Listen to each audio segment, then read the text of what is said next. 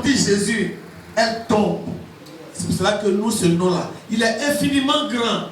Et il est tellement grand qu'il nous donne la joie de vivre. Qu'il nous donne le plaisir de l'adoration. Il nous donne le plaisir de l'élever tous les jours. Et nous allons l'élever jusqu'à la fin de notre vie. Que le nom de Dieu soit béni. Ce matin, soyez puissamment bénis. Amen. Richement bénis dans ce glorieux nom. Ce nom qui nous a apporté la bonne nouvelle sur la terre. Parce que sans ce nom, la bonne nouvelle qui est l'évangile n'aurait jamais existé. C'est ce nom qui nous donne la joie d'être chrétien. Et c'est quand nous avons sa présence, nous sommes rassurés de quelque chose. Devant les sorciers, devant les marabouts, devant toutes les autres puissances, quand nous avons son nom, nous sommes rassurés, nous sommes affermis. J'aimerais qu'on acclame le nom de Jésus. Alléluia. Que Dieu vous bénisse. Allez faire de toutes les nations des disciples. Et on va les faire avec quel nom? C'est le nom de Jésus. Amen. Ce nom est puissamment grand. Ce nom est puissamment grand.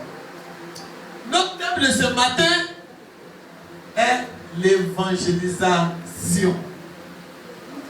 Et moi, mon sous-thème sera quelques procédures pour évangéliser. Quelques procédures pour nous conduire à l'évangélisation.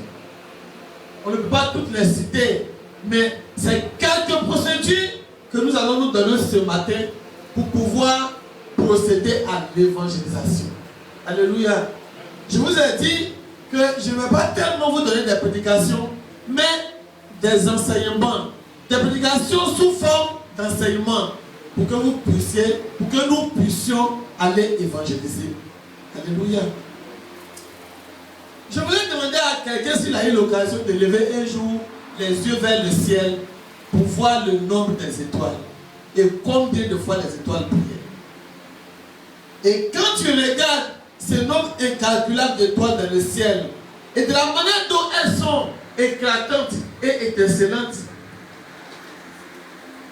c'est la position que Dieu nous donne à nous qui sommes ses enfants lorsque nous lui envoyons des âmes au ciel. Quand tu vas évangéliser, tu as... Alléluia. Alléluia. Que Dieu nous bénisse. Que Dieu nous bénisse.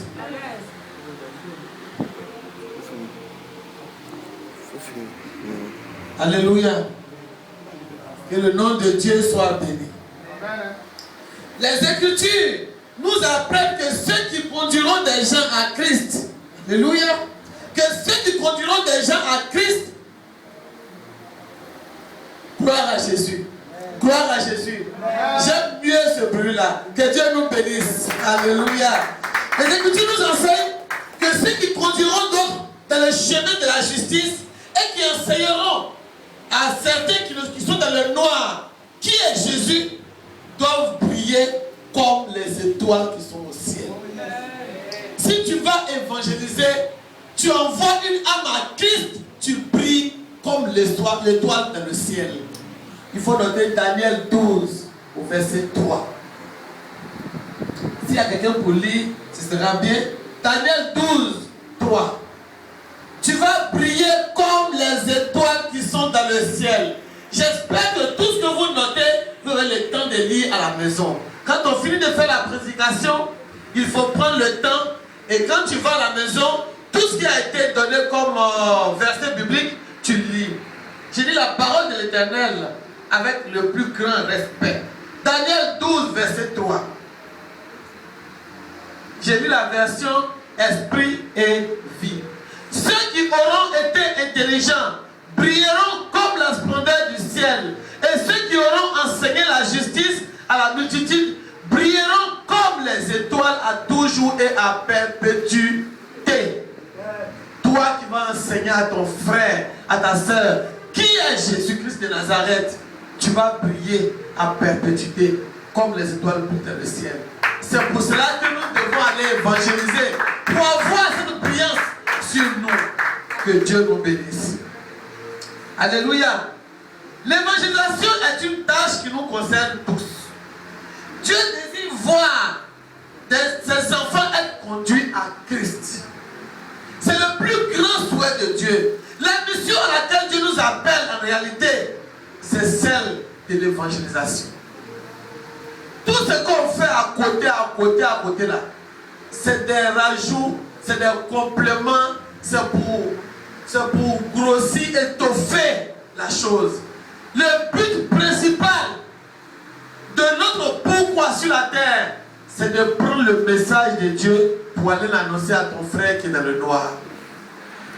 C'est pour cela que quand tu annonces ce message et que l'autre frère qui était dans les ténèbres est gagné à Christ, toi, tu deviens maintenant une étoile qui brille dans le ciel à jamais, à perpétuité.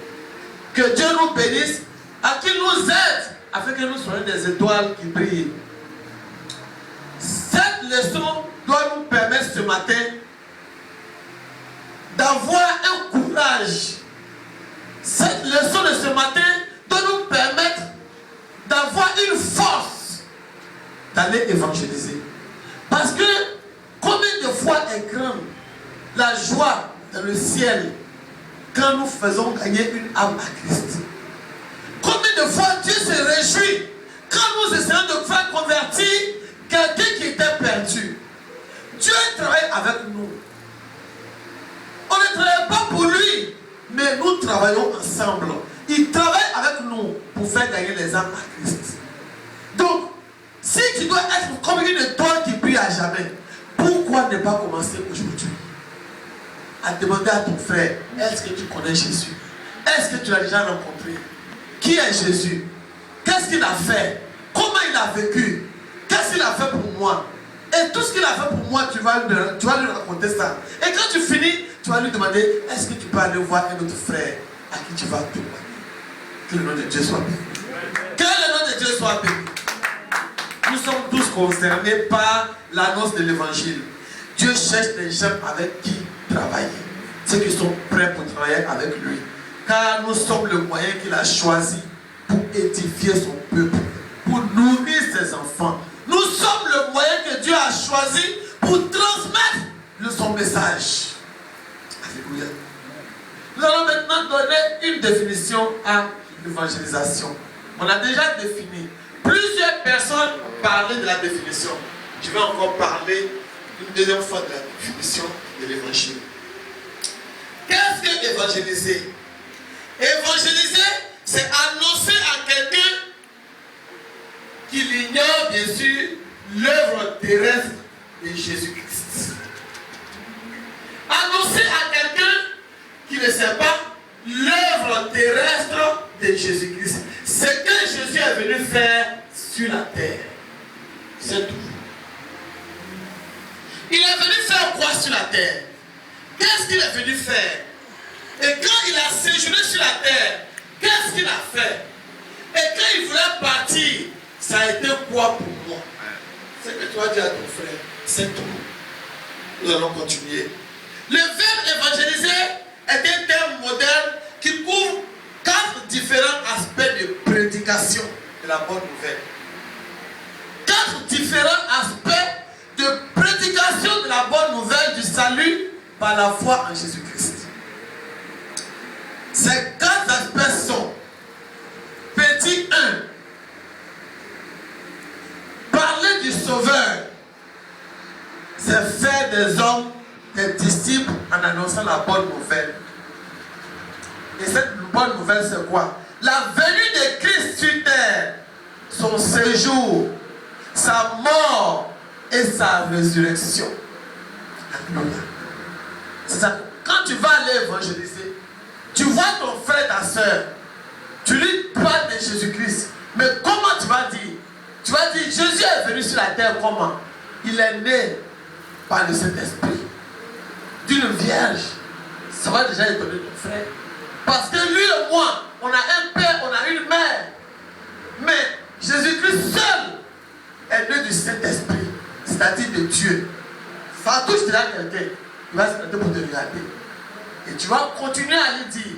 Mais quand il était sur la terre, après avoir vécu pendant 30 ans, il s'est levé. Dieu l'a puissamment utilisé, comme il n'avait jamais utilisé quelqu'un, a fait des miracles. Il a fait ceci, il a fait cela. Alléluia. Et quand tu finis de lui annoncer ça, tu vas ajouter, après tout ça, il était destiné à mourir pour que toi et moi, nous ayons la vie éternelle.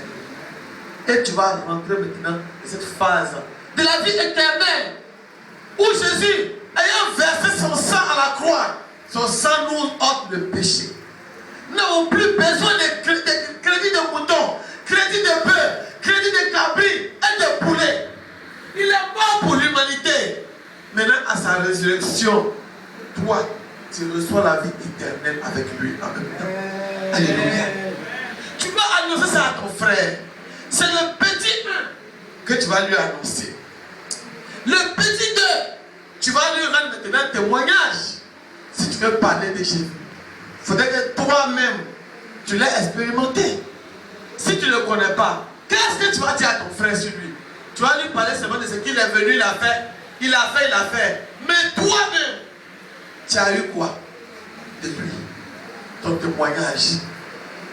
Le numéro 2. Le numéro 3. Tu vas lui dire que moi, je t'ai annoncé cela.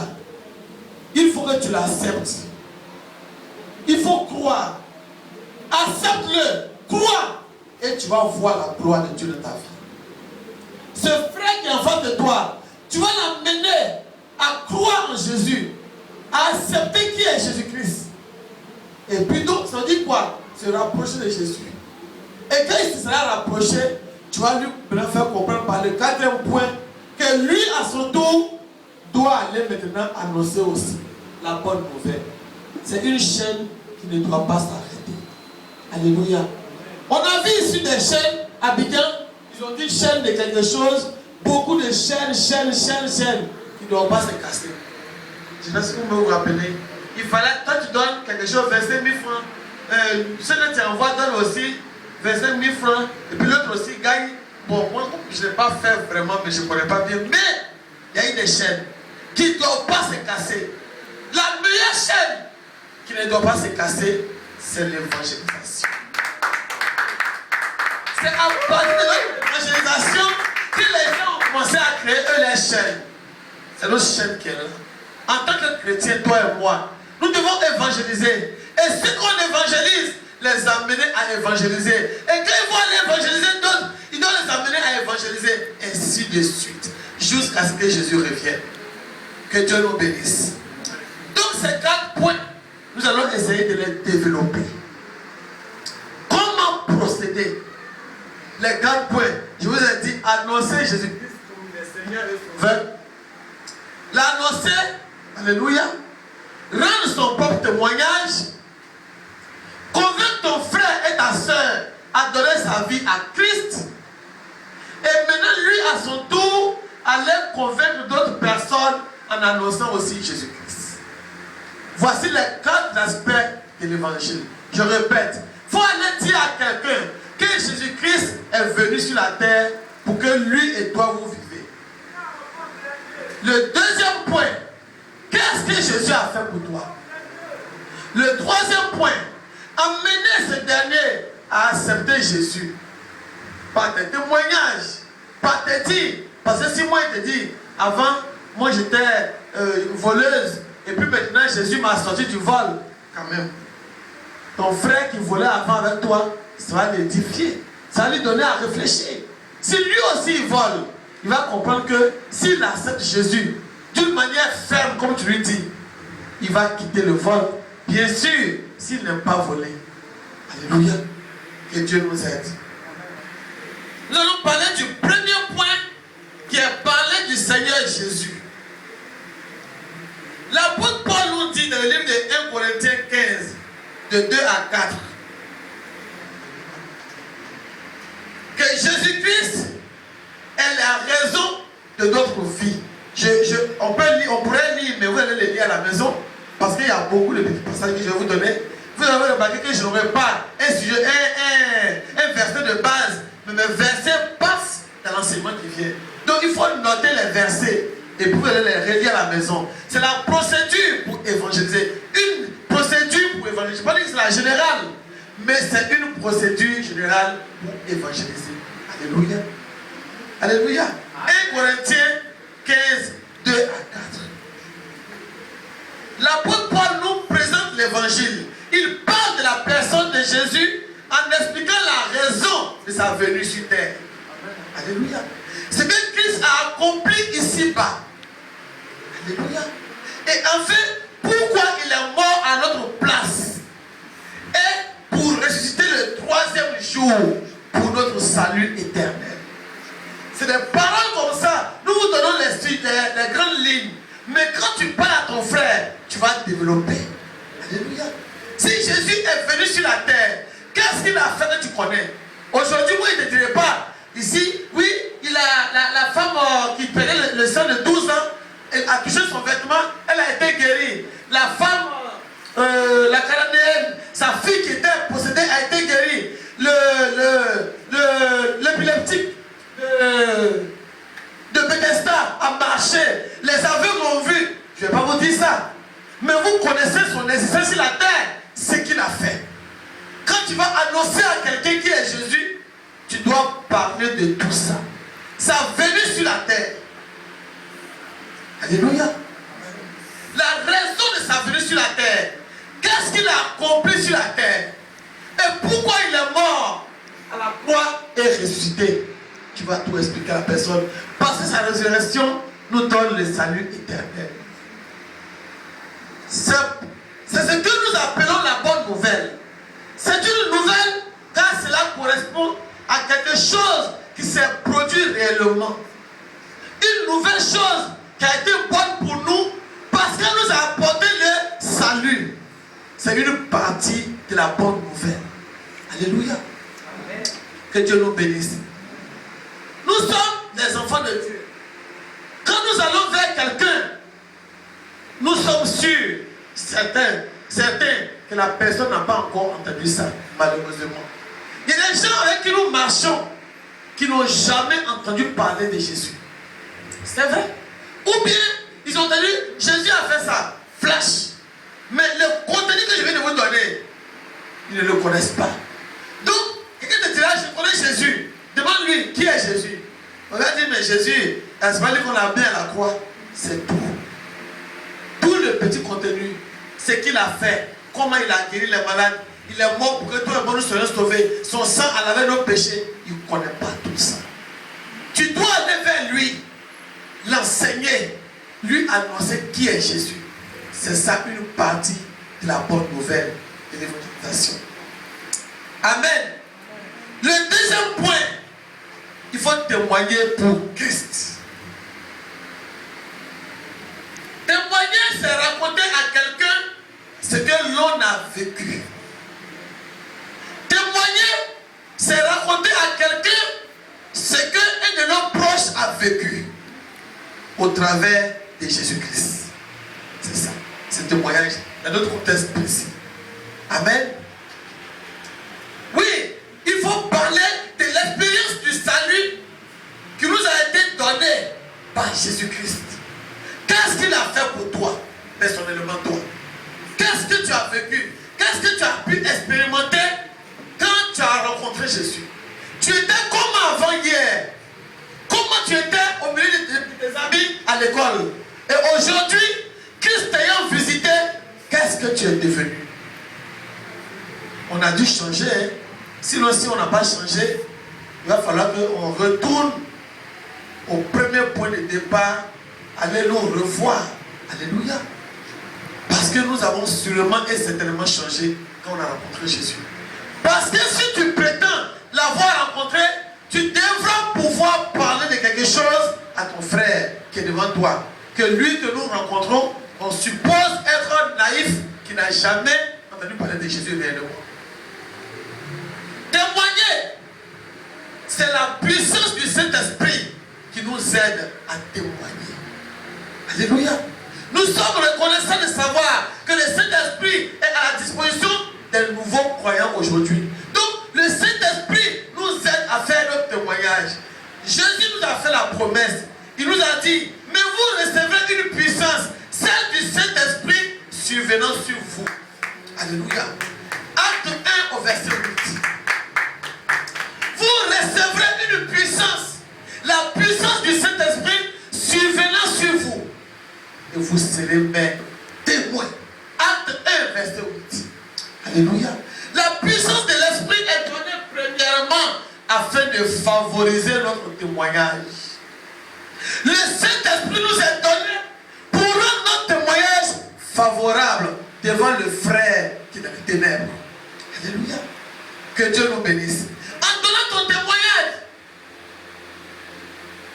tu vas aider quelqu'un à comprendre quelque chose. Parce que les gens que vous voyez en ville là, ils ont beaucoup de blocages. Il y en a qui sont nés musulmans. Leurs parents leur ont fait savoir que Jésus est Satan. Alléluia. Il y a des bouddhistes qui sont au milieu de nous. Il y a des gens, moi il y a quelqu'un qui m'a parlé d'une manière sur Facebook, j'ai compris que lui-même, il avait un problème. Donc, il y a des gens que vous voyez qui prétendent être chrétiens ou qui prétendent avoir entendu parler de Jésus, mais ils ne le connaissent pas véritablement. Il y en a qui sont déjà noirs, tout noirs, parce que leurs parents ou bien leur entourage les a salis. Leur a sali le nom de Jésus.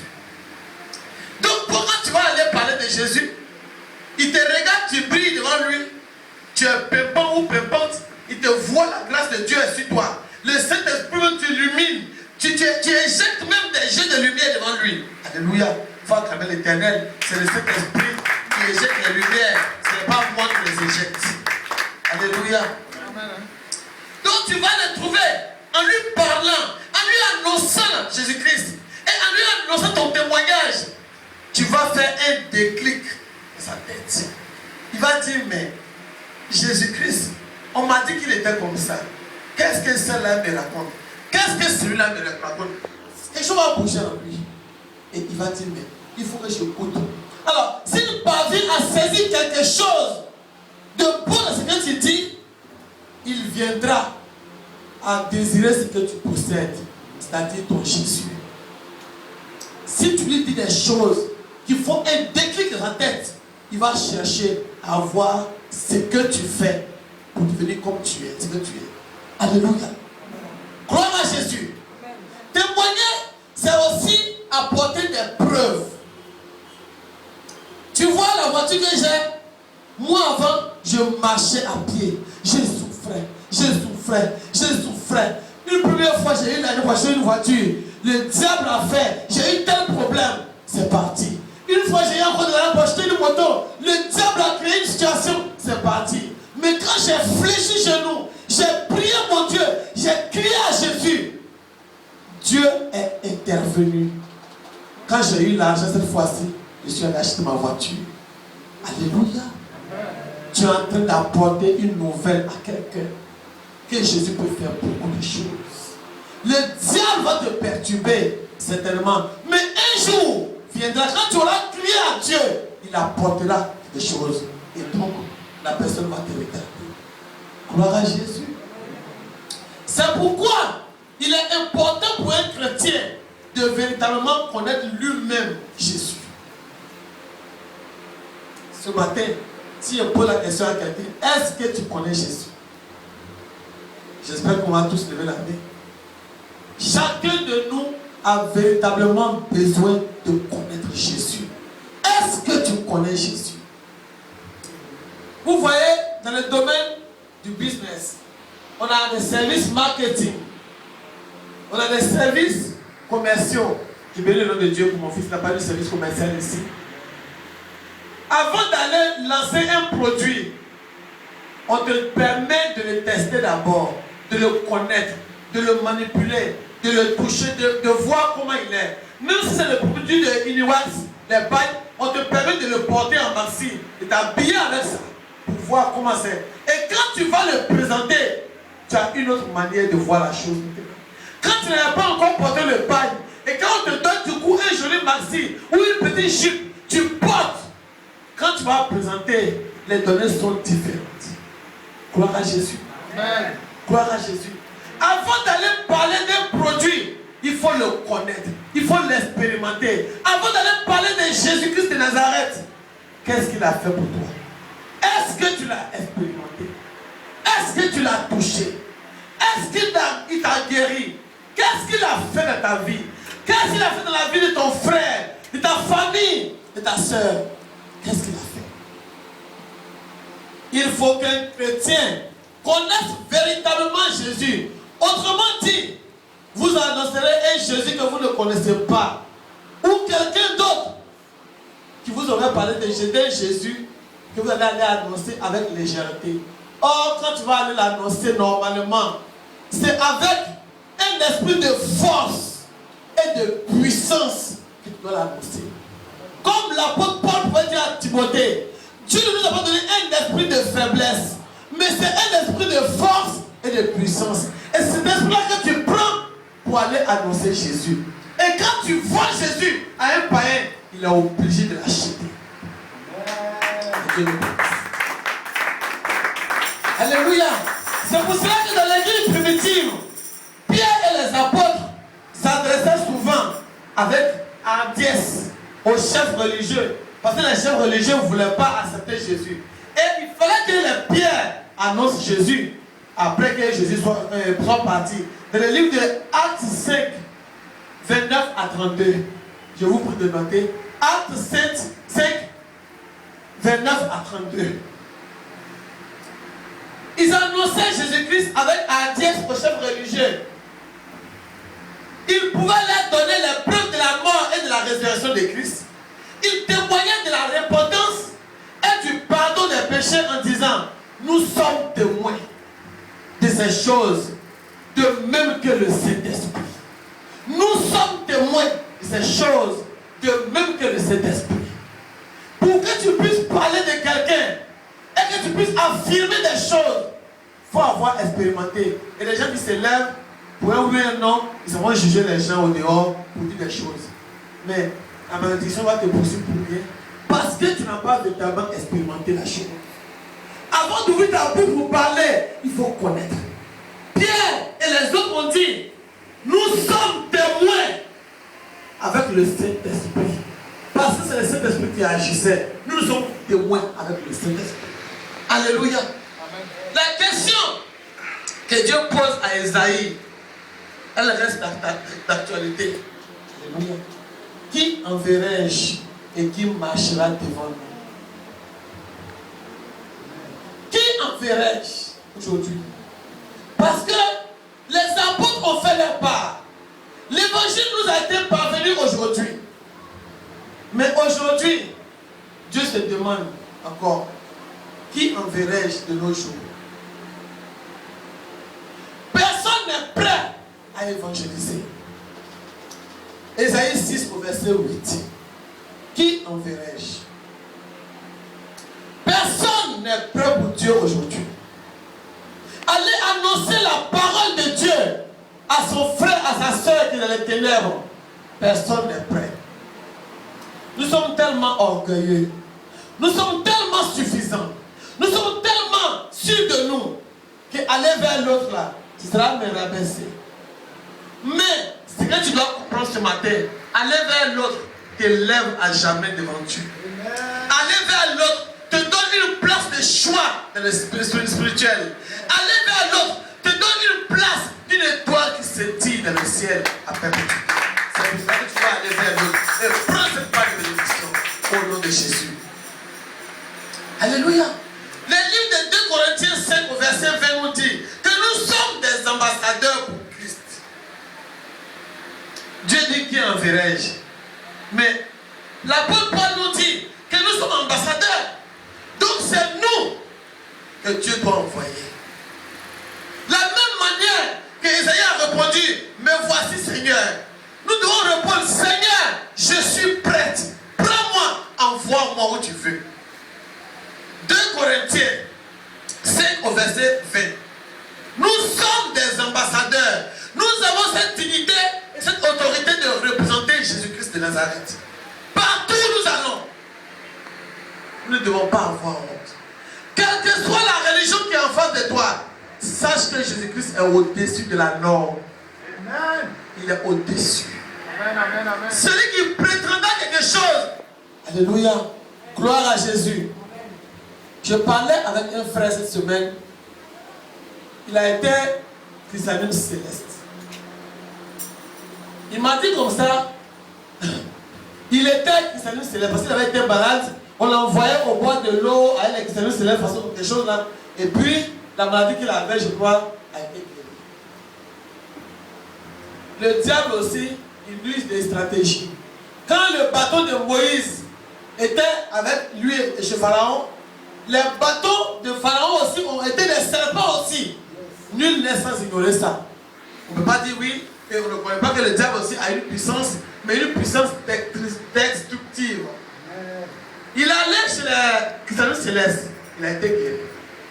Donc, ils l'ont nommé là-bas comme un des grands patrons des christianistes célestes. Et puis, un jour, il y a un homme de Dieu, des assemblées de Dieu, qui m'a donné le nom, qui est arrivé vers eux là-bas, dans leur cuisse à Pombo. Et il leur a dit, c'était le frère là qui l'a reçu. Le frère aujourd'hui est pasteur. On acclame l'Éternel. C'est lui qui l'a reçu. Et il dit, vous voulez quoi? Il dit, je vais rencontrer le responsable d'ici. Vous allez voir comment l'évangélisation est puissante. Je vais rencontrer le frère qui est ici. Et puis, il dit, mais le responsable d'ici, il dit, mais il y a plusieurs responsables, mais il y a le grand des grands. Il dit, oui, c'est le grand des grands, moi je suis venu rencontrer. Un homme de Dieu, un responsable de l'église des assemblées de Dieu. Et donc, le jeune homme, le monsieur, ça va chercher ce grand patron. Et comme lui, c'était pas seul, le grand patron, tous les grands patrons, les autres là l'ont suivi. Ils sont venus s'asseoir. Donc, quand ils venaient là, et tous ils étaient en train de dire, oh, mais un gars des assemblées de Dieu, on va le mater, on va le détruire. Ça veut dire qu'ils vont le récupérer, il va devenir un des leurs. Les gars allaient s'asseoir, ils lui ont donné la chaise. Il a pris sa Bible.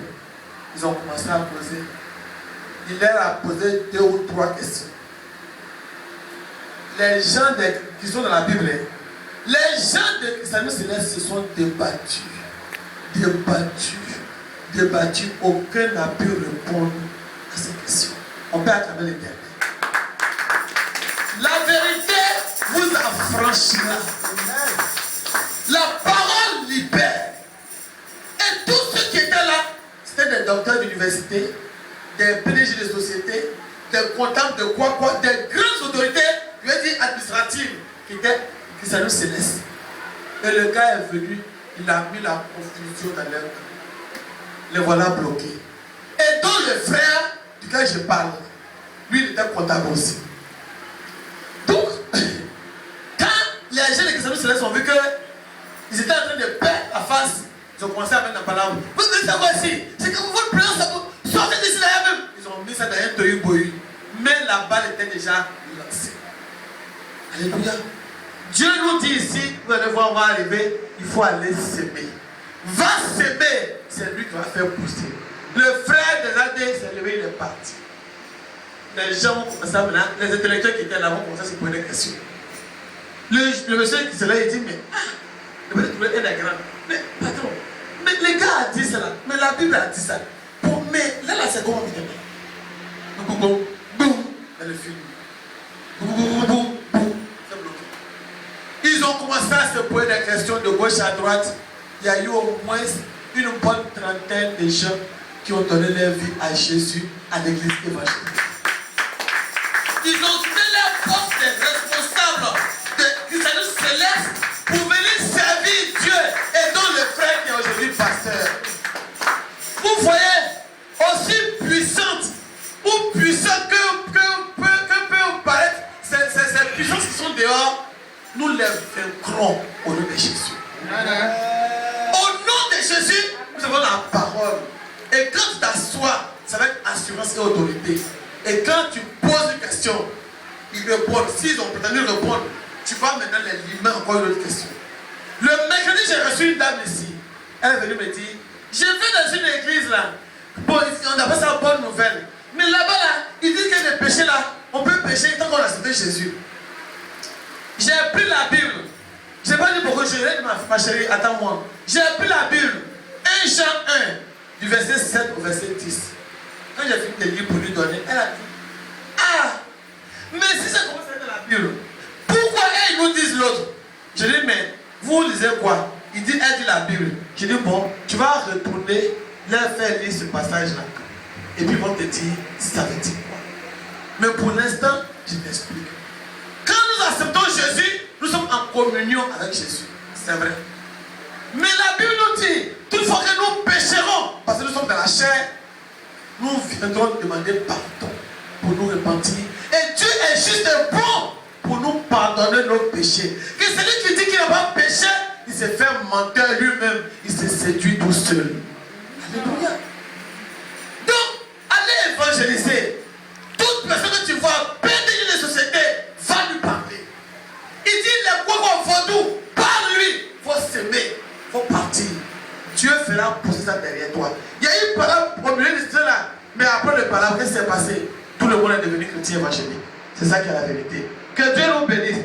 Amen. Et j'aimerais qu'on acclame l'Éternel quand même pour ces grands messages et ces grands témoignages qu'on reçoit. Alléluia. La parole nous dit, le succès n'est pas notre problème. Ce n'est pas à nous de savoir, est-ce que ça a marché ce que j'ai fait? Est-ce que ça n'a pas marché? Est-ce que c'est bon? Est-ce que c'est pas bon? Tant que tu vas à la vérité, va leur témoigner la vérité. Puis quand tu retournes pour aller chez toi, ils vont finir par se mélanger jusqu'à la vérité va les éblouir. Que Dieu nous bénisse. Nous devons simplement transmettre le message que nous avons reçu. Tout chrétien est concerné pour aller dans le monde entier, y compris chez lui. Le livre de Matthieu 28, 19 nous dit, allez dans le monde entier. Allez-y s'aimer. Dieu se charge de faire pousser. Il faut aller rendre témoignage. Rendons témoignage. Alléluia. Nous devons arrêter de réfléchir. Nous devons arrêter d'hésiter. Si nous sommes ambassadeurs, c'est que nous hésitons. Comment nous allons envoyer les gens que Dieu désire à lui? Comment? Tu réfléchis. Est-ce que ce qui est mauvais là, il faut me chasser? Est-ce que si j'avance ça, il faut m'insulter? Est-ce que c'est toi qui vas faire pousser? Va mettre la graine dans le sol, tu vas faire pousser. Parle, même si on t'insulte là, toi ton nom est déjà écrit dans le livre de vie. C'est ce qui est le plus important. Parle et continue. Continue.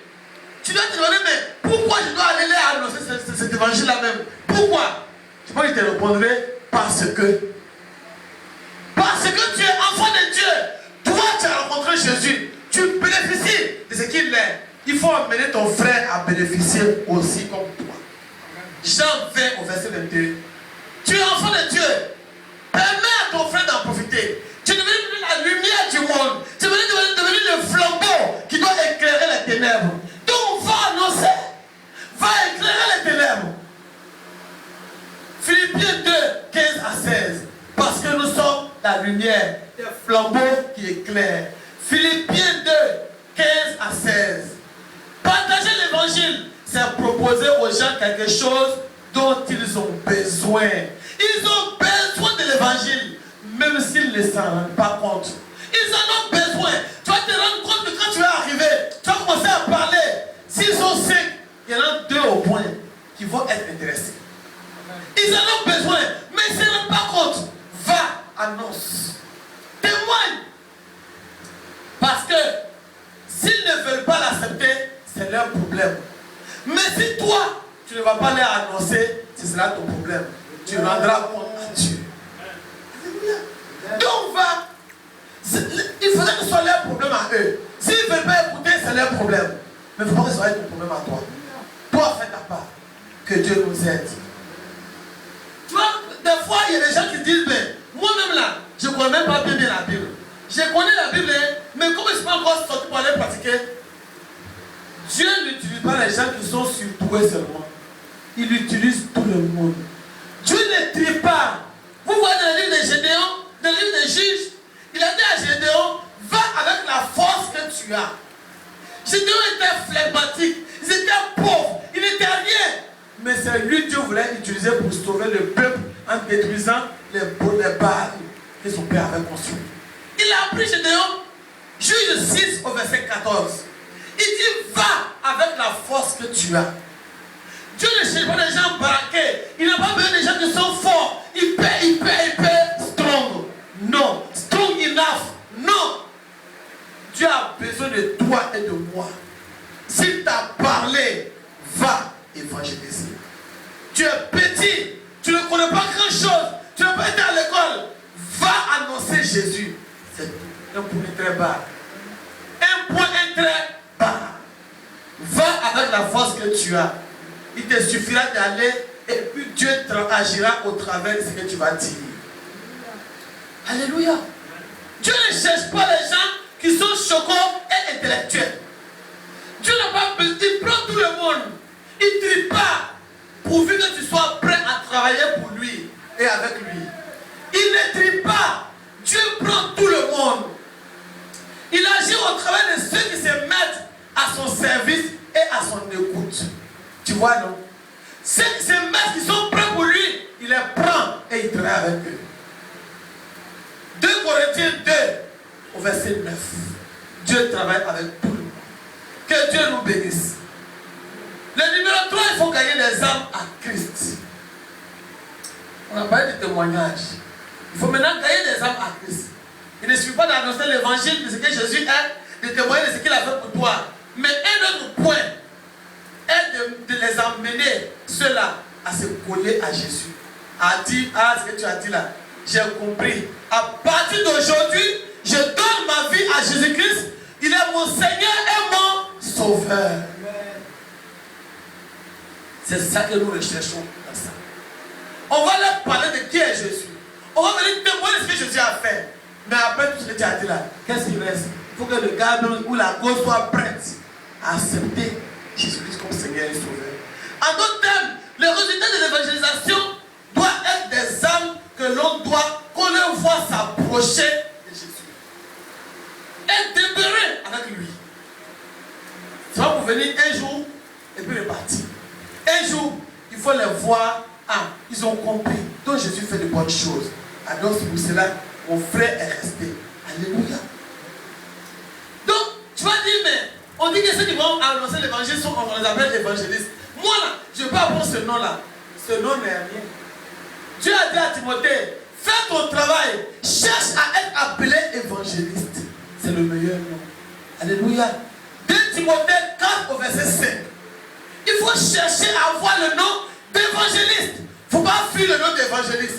C'est le meilleur nom. Va annoncer l'évangile. Et si on t'appelle évangéliste, tu vas dire, oh yes, je suis là. Je suis là. Je suis évangéliste. Il ne faut pas que ce nom va t'effrayer. C'est un nom simple qu'on donne à celui qui annonce l'évangile. On dit évangéliste. Simplement.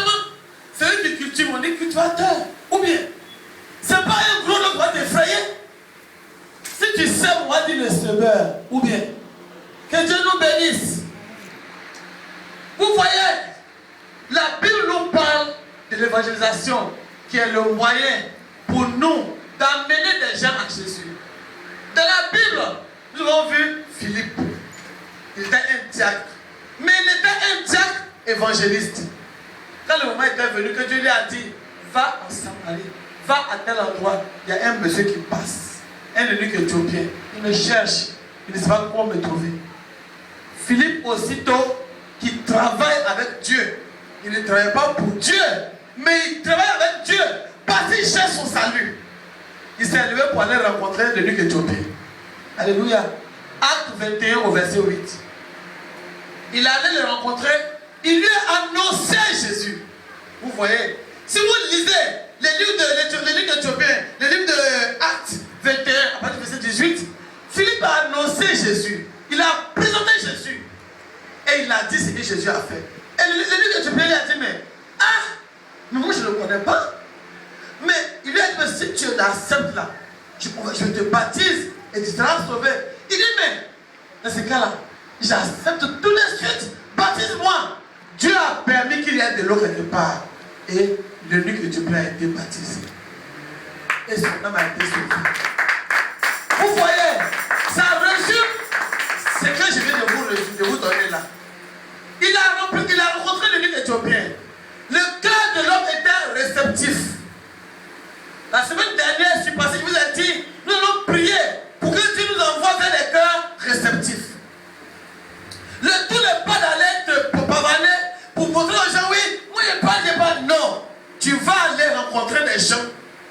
Dieu va disposer pour toi. Et tu vas les emmener à Christ. Pour que dans le livre de vie, ton nom soit inscrit. Alléluia. Donc, l'évêque éthiopien a été converti. Pourquoi? Philippe lui a présenté Jésus. Et il lui a dit ce que Jésus a fait. Et Jésus maintenant est mort pour que nous soyons sauvés. Et c'est tout ce que Philippe a dit. Et donc, Philippe n'avait même pas eu le temps de dire pour lui-même peut-être beaucoup ce que Dieu a fait pour lui. Mais il a seulement présenté Jésus. Le monsieur était réceptif. Il a dit, c'est le cas. Ok, je suis prêt. Il a été baptisé. Alléluia. Donc nous pouvons comprendre que là, le message qui doit toucher le cœur de quelqu'un n'est pas forcément de notre propre force. C'est ça que je voulais dire, c'est la puissance du Saint-Esprit qui agit. Alléluia. Le quatrième point, qui est le final, qui ne sera pas long, nous devons maintenant faire de ces âmes des faiseurs des disciples. Les âmes que nous devons gagner à Christ, nous là, mais nous devons les amener nous maintenant à leur tour, à aller évangéliser. Pour gagner maintenant encore des âmes. C'est pour cela que la chaîne ne doit pas se casser. Gloire à Jésus. Amen. Les nouveaux convertis ont besoin d'être encouragés à se fortifier de la foi et à croître spirituellement. Ils devraient ensuite être formés afin qu'ils puissent à leur tour amener d'autres à Christ. Nous pourrons mentionner une fois encore le grand commandement. Allez faire de toutes les nations des disciples. Allez faire de toutes les nations des disciples. Chacun dit la même chose à son autre. Lorsque tu as fini l'évangile, tu dis allez, va faire de toutes les nations des disciples. Quand l'autre finit, il dit la même chose à l'autre. Ainsi de suite, la chaîne continue pour que nous puissions être en grand nombre dans le Seigneur. Alléluia. Ces femmes et ces hommes doivent eux aussi pouvoir goûter à la joie que nous avons quand nous envoyons une âme à Christ. Chacun doit être comme une étoile qui brille. Ne prends pas cette place pour toi seul. Celui que tu as amené à aller en Christ, amène-le lui aussi à faire venir d'autres en Christ, et ainsi de suite, et à briller aussi dans le ciel. Alléluia. Amen. Que Dieu nous bénisse. La procédure, elle est très simple. Présenter Jésus, témoigner ce qu'il fait pour chacun, gagner une âme à Christ, c'est-à-dire emmener la personne à accepter Jésus, et puis faire de cette âme un faiseur des disciples. Alléluia. Alléluia. Amen. Nous avons entendu ce message. Ce matin, Dieu nous a parlé.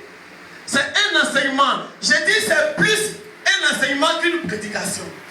La procédure pour l'évangélisation. Alléluia. Le message, tu l'as bien entendu. Aujourd'hui, toi, tu as donné ta vie à Jésus. Ta vie est entre les mains de Jésus.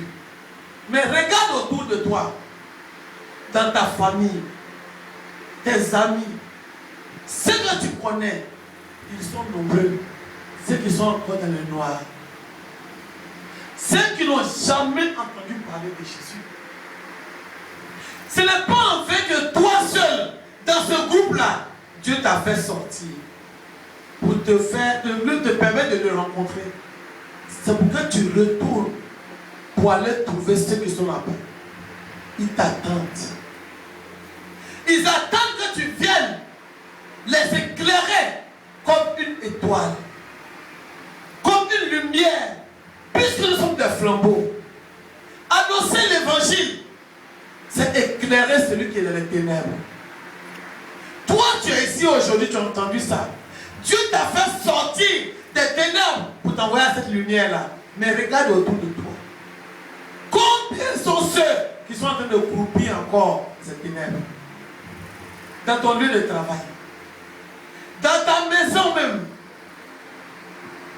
là où tu habites, dans les environs de ta maison, ils sont nombreux. Dieu t'interpelle ce matin. Il veut que tu ailles faire de toutes les nations des disciples. Il veut qu'au sortir d'ici, tu apportes la lumière à quelqu'un qui est en train de se perdre en ville. Cela sera